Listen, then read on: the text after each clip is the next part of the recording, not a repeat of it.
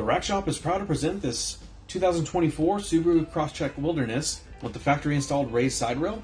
We've just installed the Yakima TimberLine JetStream base rack system. This is utilizing the JetStream load bar, 50 inches in length, all black shown here. This is their most aerodynamically shaped bar, so less wind drag, less wind noise. And connecting that to the rail is the TimberLine tower set, which comes in a set of 4. And that's your base rack system. You can pick up a set of locks if you want to add some security to it. But overall, you have a carrying capacity of 165 pounds evenly distributed, and crossbars can be spaced up to 39 inches center to center.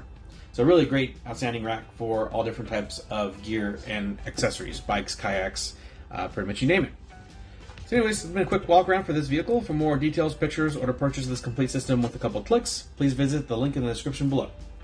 Well, that's going to be it for this one, but like always, thanks for watching.